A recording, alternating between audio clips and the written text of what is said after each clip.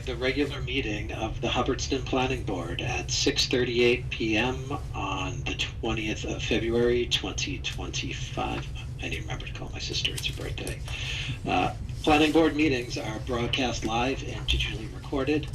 This meeting is being held both virtually through Microsoft Teams and in person, pursuant to Section 20 of the Acts of 2021, allowing public meetings to be conducted remotely so that board and committee members, as well as members of the public, can participate remotely.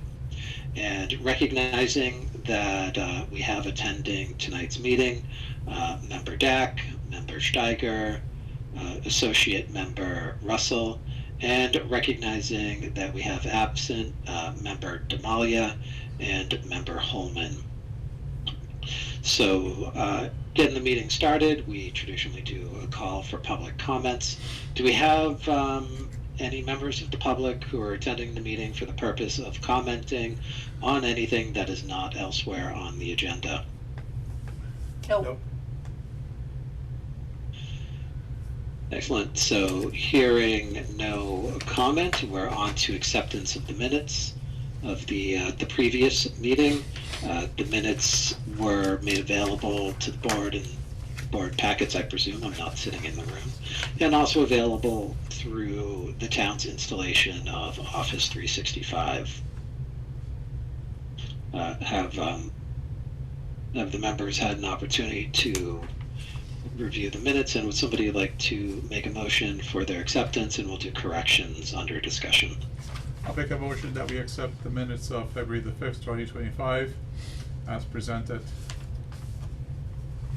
All right, hearing a first from Mr. Steiger. Do we have a second? Looking at Ms. Dack. I'll second. All right, hearing a first and a second. Do we have any corrections and discussion?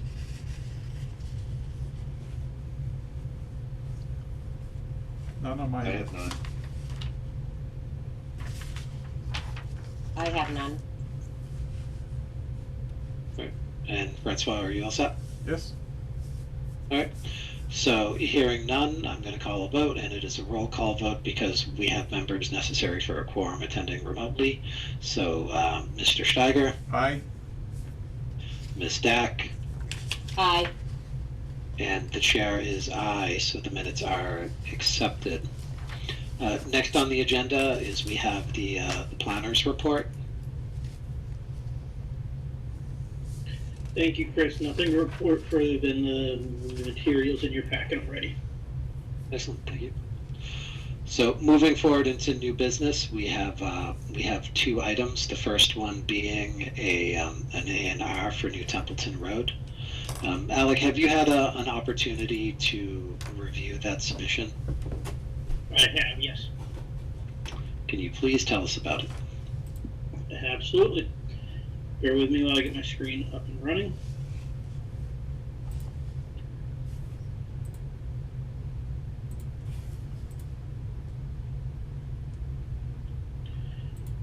All right. Can everyone see the A&R plan on my screen? Yes. Yes. Yeah. All right. So what you've seen here is a two-lot approval not required plan submitted along New Templeton Road.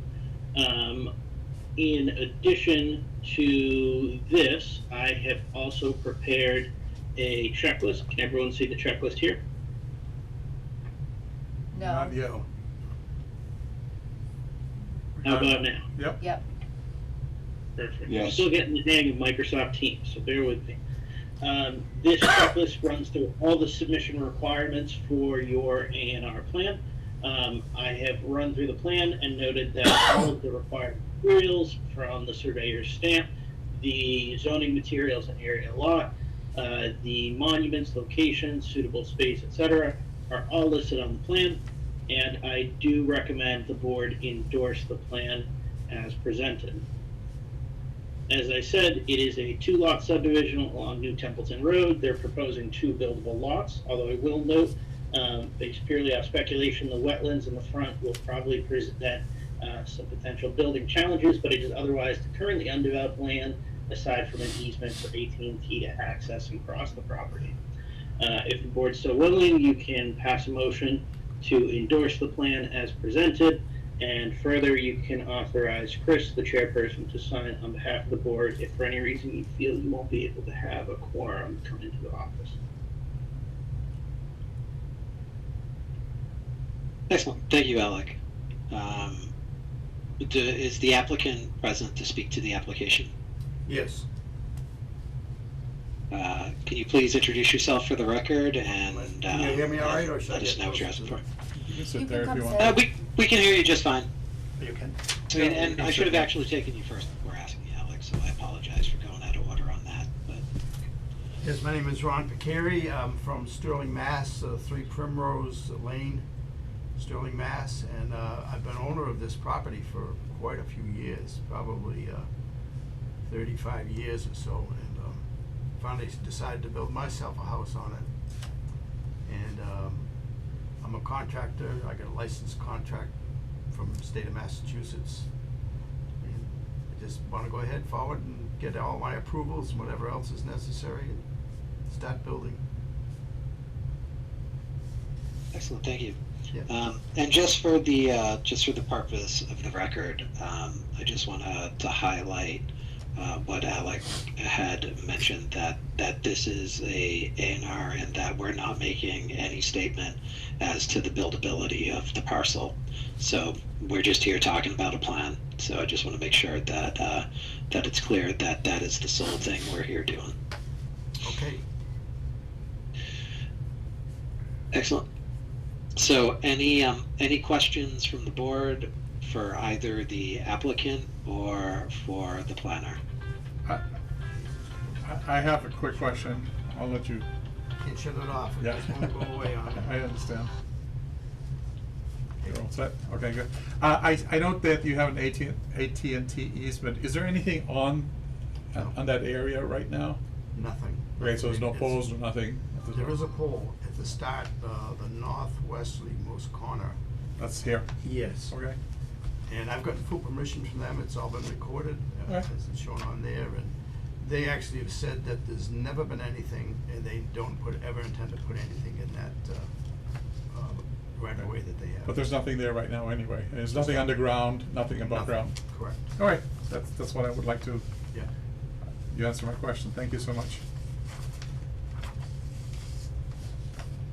Excellent. Any other questions from the board for the applicant or for Alec, or any questions from staff for the applicant? I have one additional question. This is really more for Alec. In terms of on the very bottom of the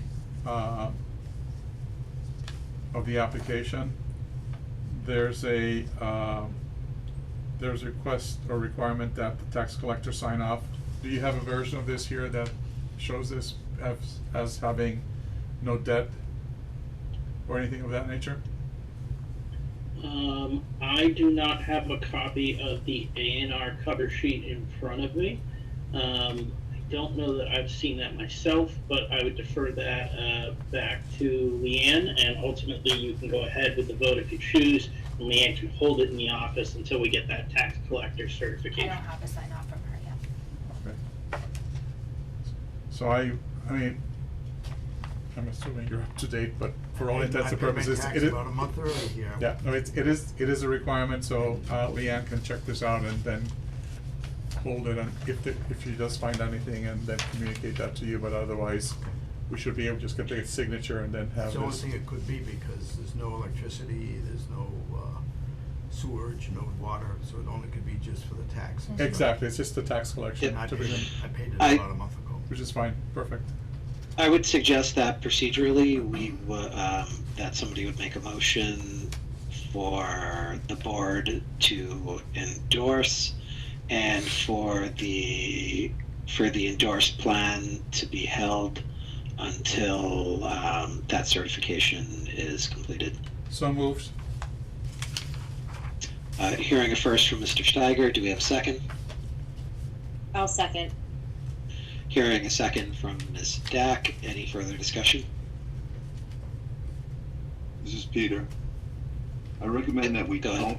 don't endorse the plan until we receive the documentation from the tax collector, rather than endorsing it and holding it I would recommend that you do not endorse it, but conditionally approve it, subject to, and endorse it after receipt of the tax collector's approval that the taxes have been paid. All right, Francois, would you accept a friendly amendment for that? So I'd like to understand the procedure on this here. Would that mean that we would have to have Ron come back? Or does it simply mean that, I'm just trying to understand what the procedure here is.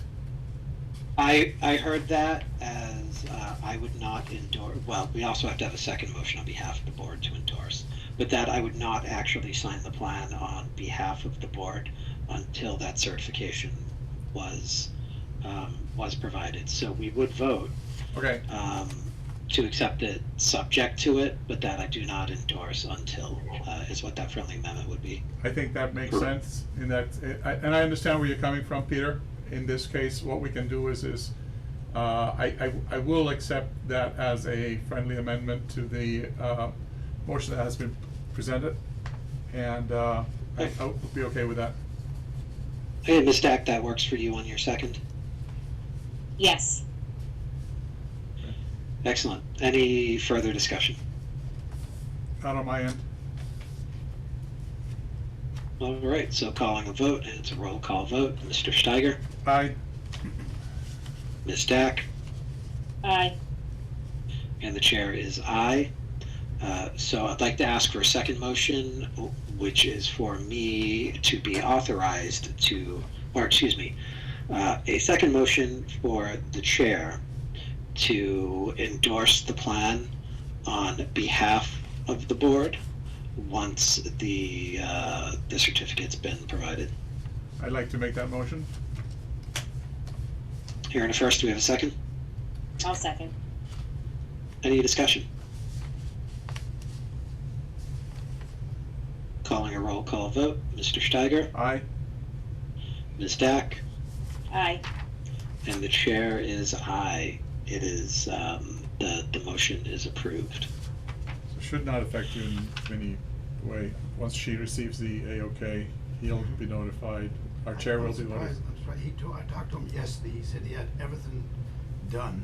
He should have had that signature on there. I asked him about, Yeah. all the information was provided. I'm so sorry that this, but This is Zoc engineer, Zoc surveyor that I talked to. Yeah. not somebody here. No problem. It's not a big deal in the grand scheme of things. We'll sort it out and get you on your way. yeah. It might just be that I haven't received the copy, Oh, I see, that's in the mail or something. Yep. or in a box. And because of the move, there may have been some, Yeah, I was actually Pictures. quite early. I think I brought it here about the 15th of January. so our apologies. Yeah, no big deal. I Okay. mean, hopefully it'll all All right, so yeah, we'll go easy. get that sorted out, then I'll swing by the office and sign it, so you are all set for this evening, as long as you left a copy of the Mylar. You don't have to come back. I don't have the Wow. Mylar from your engineer, I just have I paper. asked him that too, and he said you had a Mylar. He said it's not there. Yeah, we're gonna need the Mylar to sign. I'll so call him. I Mylar guess we'll has to need be that too. done to be recorded. Yep, Yes. I will call him. I swear to God, I just talked to him yesterday for that purpose, I'm familiar with the Wait. procedure. Just hidden. Excellent. Well, we got some more items on the agenda to get to, so We have a Mylar. He we'll, found it. we'll keep an eye out for that. No, she has a Mylar. All set. Oh, we do have the Mylar? Yep. Now, do you also Awesome. sign the remaining copies as well? No, just the one. Mylar. The other ones are extras, but do not require signatures. They don't, No, okay. just a Mylar. All right. I will Well, call you next week. thank you for coming in, and we'll get that sorted out. Thank you for your attention to the matter. Thank you very Good much. night. And good luck with your property, and Yeah, I hope welcome so. to town. I'm looking forward to a few things. Thanks very much. Good You're night. very Have a welcome. good night. Have a good night. Hey, be very careful when you Yeah. step outside, please. It hasn't got Yeah. me to this It's since then. very, very slippery out there. Yeah, we grow a much better crop of ice here than you do in Sterling. I don't think so. It took me 3 days to get out of my driveway. Good night now. Thank you. Good night. Good night. Thank you. All right, so next on the agenda under new business is we have a draft ADU bylaw. So this is something that Francois and Alec have been working on. The board's put a bunch of work into this over the years. We passed one, and it was actually one of the most popular things we've ever put forward at town meeting. And it was one of the most permissive ADU bylaws that I am aware of in the state, where we really positioned it for the purpose of enabling these, because as a practical matter, many of them exist around town already. So we really wanted to try to do the right thing by our constituents. So there was an attorney general, there was a change in legislation that impacted the requirements for towns for ADUs, and there's a bunch of things that are now declared by statute as unenforceable. The good news is as our ADU bylaw was already fairly permissive, there wasn't a lot of work to do on cleaning it up to make it compliant, but I'm going to turn it over to Alex and Francois to walk us through where we're at and what's going on with it. Thank you, Mr. Chairperson. Francois, do you want to kick us off, or do you want me to guide us back in time where we started and how we got here? I will just indicate that my participation in this year has been minimal, because all the heavy lifting really has been done by Alec. My contribution was really more a review, a comparison of the before and after, which we actually went through earlier today again. I feel like the information that he provided me was satisfactory, at least from my perspective, and I believe it can be very easily not only reviewed by our planning board, but it should be something that our planning board ought to look at and be able to feel fairly comfortable. I think it's a lot simpler, even when we had a very permissive first ADU bylaw. This one is really going to be, I think, much easier to understand and comprehend by the people who are part of this town, and they should hopefully all be able to enjoy a much simpler version of this here. So go ahead, Alec. Thank you, Francois. So, as the board may remember, we started this process around about September or October of 2024. The first draft that we prepared, or that I prepared at that time, was simple comparative analysis, striking and highlighting those sections of your bylaw. I did not feel that would comply with the now effective rules that were passed, or the now effective law that was passed in August of 2024 by the state legislature. From there, I prepared a model bylaw that was shared with Francois. He and I briefly met to discuss what the model bylaw does, how effectively it is different, and he at that time took the materials back in, and he provided his own comparative analysis. From there, we jumped forward a couple months in time. We met again earlier today, exchanged another draft, and narrowed that draft down to include those components we felt fit the town of Hubbardston, and those that would meet your desires moving forward. I will note that this is a thinned down bylaw. So your existing bylaw is very thin to begin. It's only one page, which whenever you can include a section of a bylaw at rather simple text like that, it's always good, makes the bylaw more legible. In this case, we shrink it down even further, and that's not necessarily based on our efforts alone. The new law that was passed really reduces the requirements you're allowed to place on accessory dwelling units. I'm going to bring this up on the screen. It won't take us very long to go through because it is quite simplified down, but we'll walk through the various components. Okay, so the proposed revision would replace, I believe it is, Article 24 of your current zoning bylaw. So this would be the new Article 24 accessory dwelling units. You'll note that it goes sections A through G for the various requirements, and then further we provide a definition section. Of note, accessory dwelling units under the new law shall conform to the minimum setbacks of the district it's located within. Further note, and to provide additional definition for the board, the state has said that if a town has has specific dimensional regulations for accessory structures, that an ADU will be subject to those requirements. So I don't know offhand, but if you have different dimensional regulations for accessory structures as opposed to principal structures, that's what would govern this. Should the town choose to revise those regulations and either create or reduce accessory structure setbacks at a later date and time, that will be fully allowed, and those will automatically take hold at the time of those passage for accessory dwelling units as well. Currently, I have it listed that no more than one accessory dwelling unit may be located on a lot. As a reminder, this new law requires that ADUs be allowed by right. However, it further states that any additional accessory dwelling units would have to be allowed by special permit. Before we close tonight, I am going to ask the board for some initial feedback if you'd like to allow more than one accessory dwelling unit on a lot. If so, we can certainly create the special permit criteria that would allow you to evaluate it. But interestingly enough, the state is very clear that you shall require a special permit for additional units. Typically, we would expect that the state would say you can allow them by special permit or by right, but in this case, the state has said they want special permits to be issued for any additional units.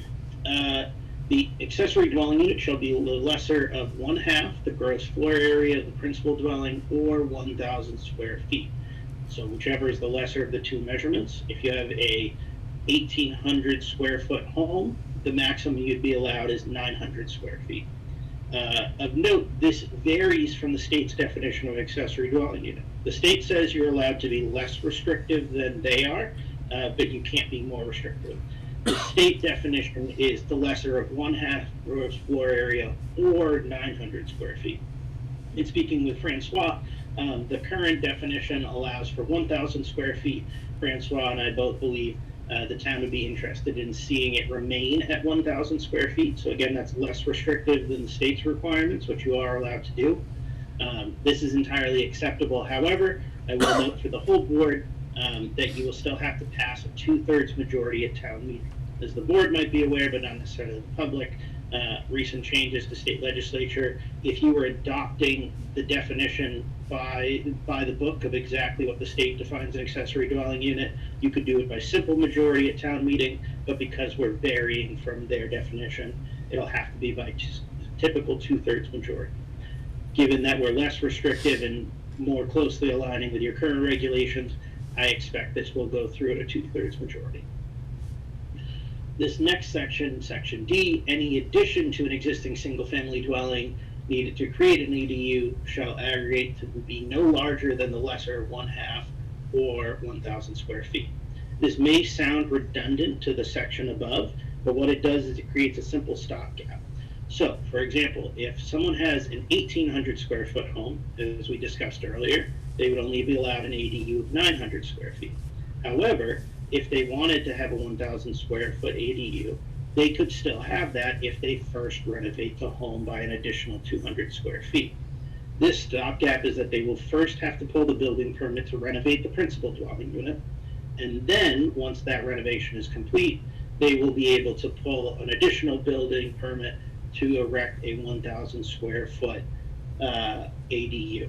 What this does is it keeps the building permits separate, and that's of important note because the building department does have to track the permits that are issued and report those back to the state on regular intervals. Section E, the domestic water and wastewater disposal system shall be adequate to serve both the existing single-family dwelling and the ADU. This closely aligns with the requirements already under Title V, that being that either you need a separate septic system or you need a two-chamber system to service the ADU and the principal unit. In this case, the section refers back to other regulations saying that you have to comply. However, it's kept vague enough so that should those regulations change, it does not trap your bylaw into older, outdated language. It'll be able to grow as Title V and other requirements do.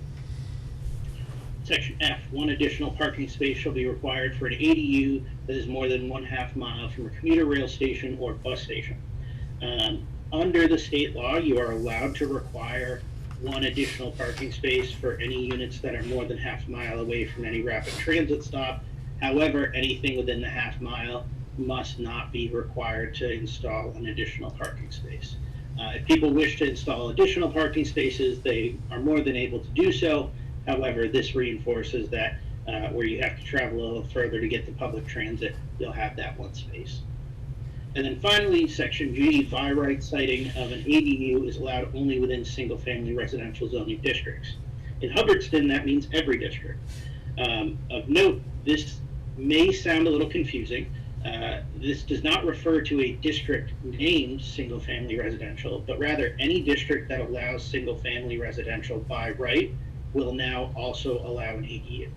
That is a requirement of the new law, and therefore this follows it. However, if, for example, you wanted to create a new district, let's call it Industrial Ave. If you wanted to create Industrial Ave and you didn't want to allow single-family homes in that district, you would also at that time be prohibiting ADUs. That is an entirely speculative sentence just to give an example, but I hope that helps frame it. We then go into a brief definition. You can see a self-contained housing unit inclusive of sleeping, cooking, sanitary facilities on the same lot as a principal dwelling, and then some additional notes that further align with what was discussed earlier. All right, I will pause there to take any questions, and Chris, if you want at any time, just let me know and I can take my screen share down.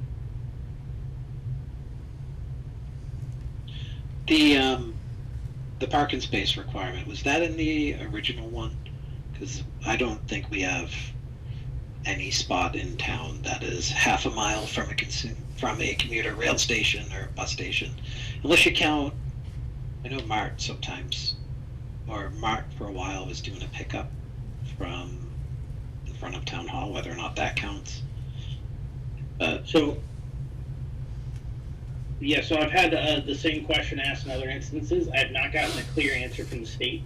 Of note, after tonight's meeting and after collecting feedback, we'll be submitting this to the Attorney General's office for a preliminary review. They've agreed to review these bylaws in advance, and I'll pose that question to them directly. Does a MART bus stop count, even if it's on an infrequent basis, as a rapid transit location? Yeah, and I think the other, when we talked about this on the initial one, we talked about parking spaces a lot, because the practical reality was there were only a couple places in town where that was even a consideration. One of them being, somebody help me out here.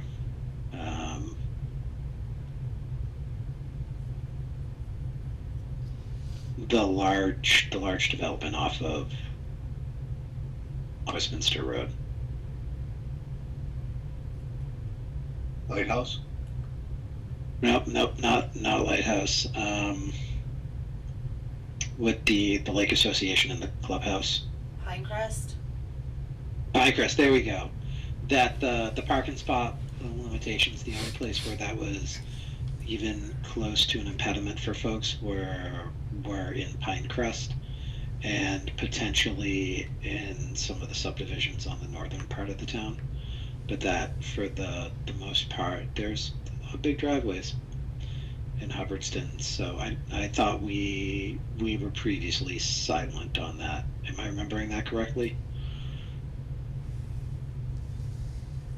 Francois, you might remember better than I. I know you had mentioned parking requirements. Do you remember offhand what they are right now?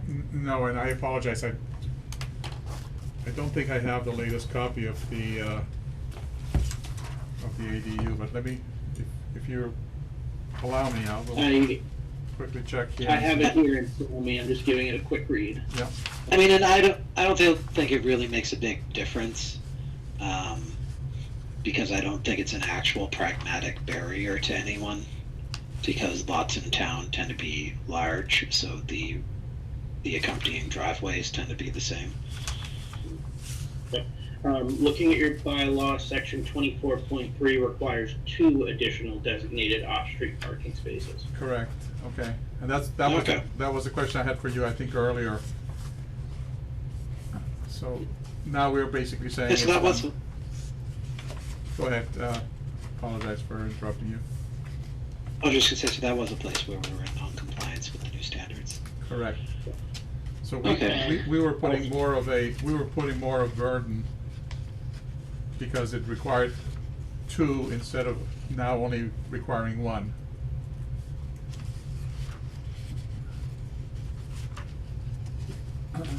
Okay. Any other questions from anyone on the board? I just had a quick question for Alec. The component that has to do with, or not the component, but the way of looking at an ADU that is, say, for example, because I think we had some special wording regarding, like, if it's in a detached building, i.e., like, for example, in the garage. This bylaw, the way it's phrased right now, would not have any impact on it because there's nothing here restricting an accessory dwelling unit, say, for example, to be over a detached garage, as long as it complies with all of the other items, like, for example, item C, such as the fact that you have to have a minimum of half of the gross floor area of the principal dwelling, and this 1,000 square feet, the one parking spot, etc., the sewage and water, etc. But there's really nothing to prevent an accessory dwelling unit from existing over a detached building, such, again, I'm using that as an example, therefore being a garage, right? No, there would be nothing that prohibits or prevents it.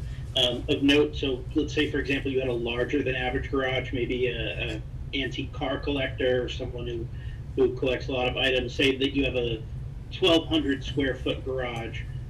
You would only be able to occupy 1,000 square feet above the garage. You wouldn't be able to do the full 1,200 square feet, but you would still be able to, by right, occupy that space above.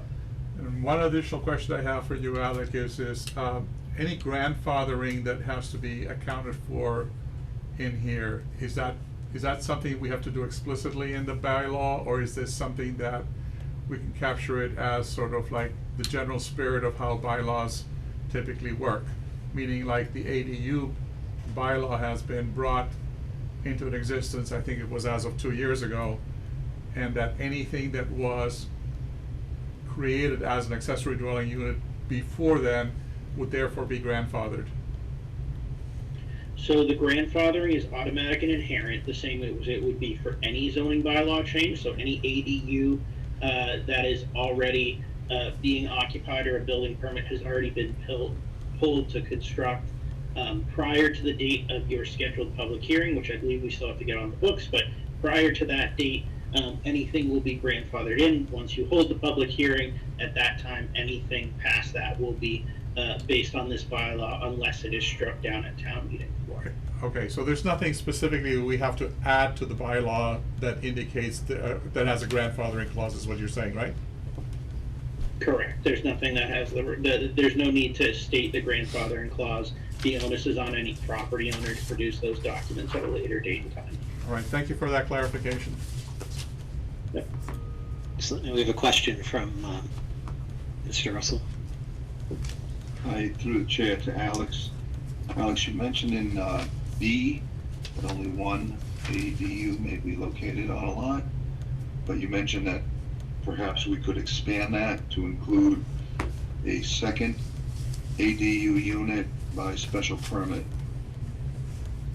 I would ask that the board consider adding language that would allow the addition by special permit of a second unit.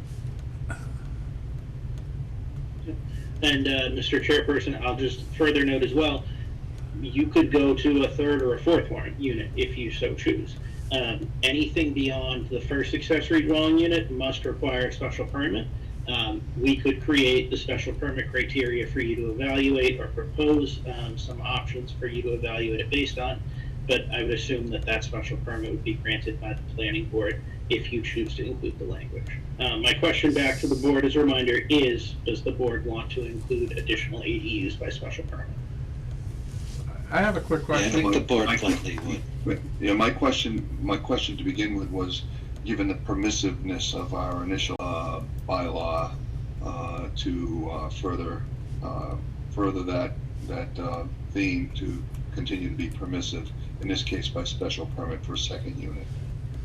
So I guess my question on this here would be, and maybe Alec, you can guide us here in terms of how the laws are. What is there to prevent somebody to use the ADU as a mechanism by which they are, for all intents and purposes, creating a complex of living spaces and dwellings on a piece of property? Right? Yeah, so that's a great question. When you, offhand, I don't know the exact number under building code, but that falls to the building department's jurisdiction.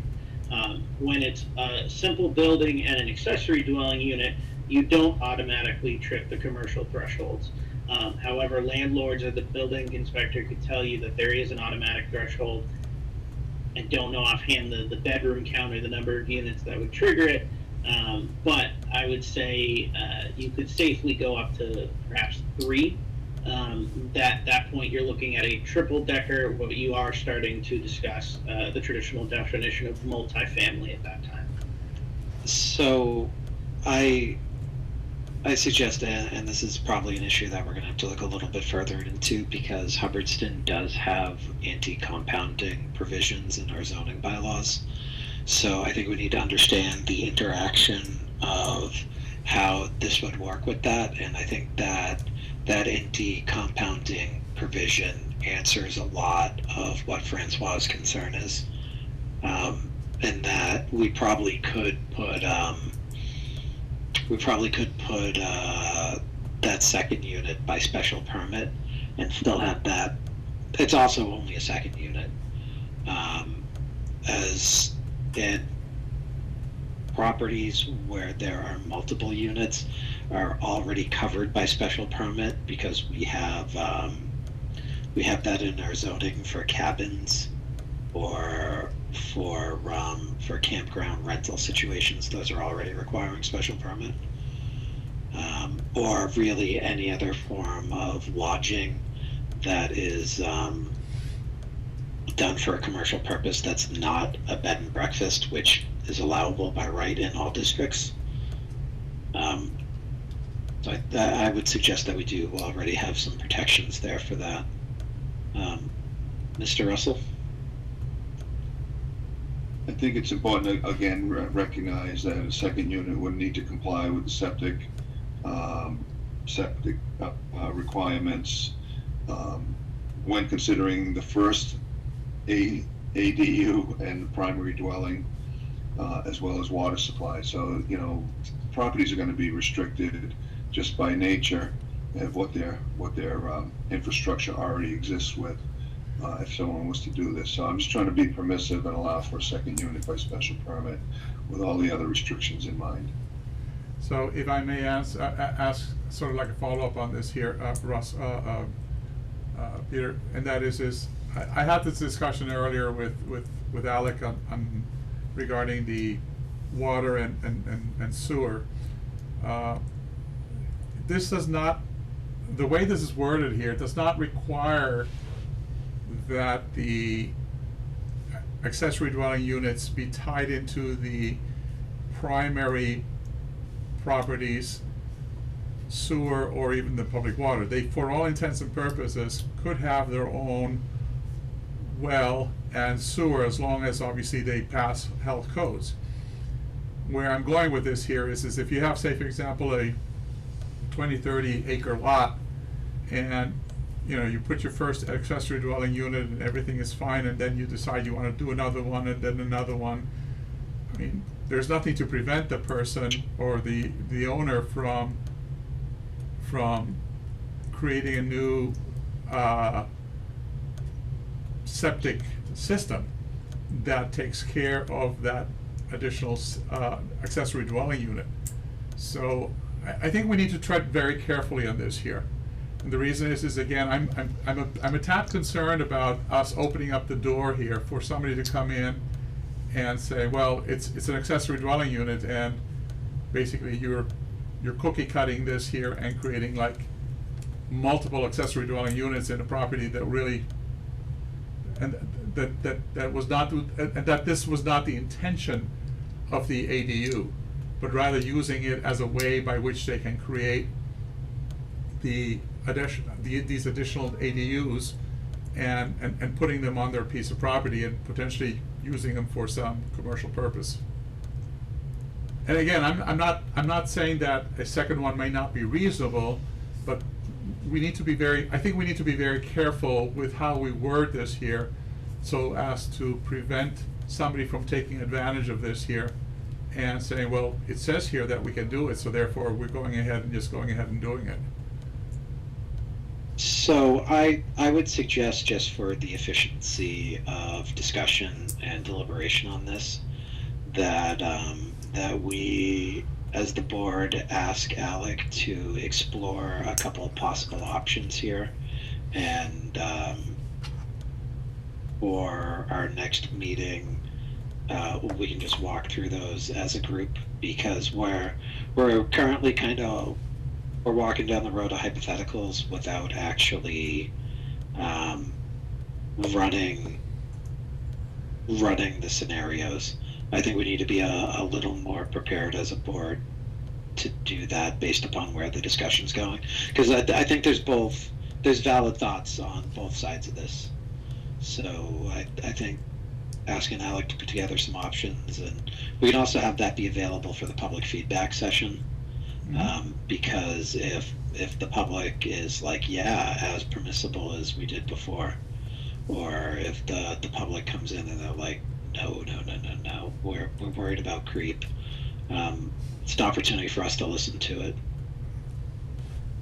I would be very happy with that if Alec can come back with some guidelines by which we can ensure that this is not going to become a means by which there's scope creep on the ADU.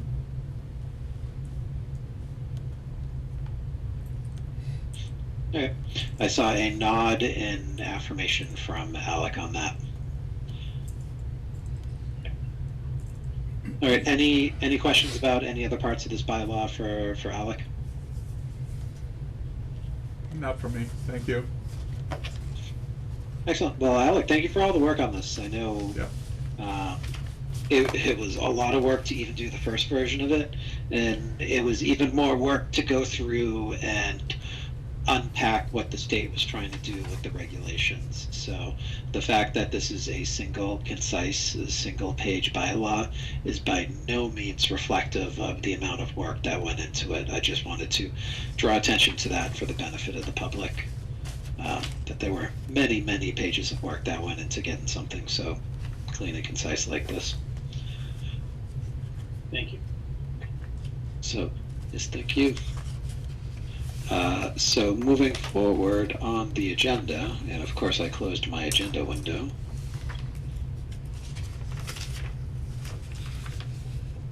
I really did close my agenda window. Next one is old business. I have the agenda here. Yeah. There we go. Old business. Do we, Alec, do you have any updates on any old business? Nothing new.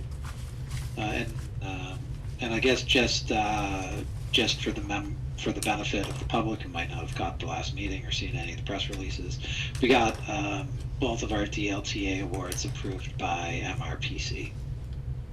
So we will have them available to help us with the public engagement process going through on those projects.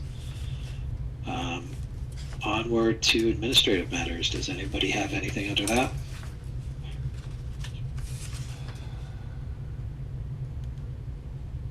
All right, and under matters not reasonably anticipated by chair, there's been a lot of concern at the regional planning level from a funding standpoint, based upon some of the uncertainty around some of the federal programs that contribute to the funding of those agencies. And there's definitely a concern that could potentially have a fairly meaningful impact. I bring that up as an issue for all of us to keep track of, and also as a reminder that we should all be grateful that we're now in a situation where we get to work with somebody like Alec, because we might need to figure out more stuff on our own. So, anything else for anybody else have anything else to bring up in front of the board from any member of the public or staff? And any additional public comment for anything not on any of the agendas? No, All right. Hearing none, would somebody like to make a motion to adjourn? I'll make that motion. All right, hearing a first, do we have a second? I'll second. Hearing a first and a second, it's non-debatable. Calling a roll call vote, Mr. Steiger, Aye. Ms. Dack, Aye. and the chair is aye. We are adjourned at 7:24. Well,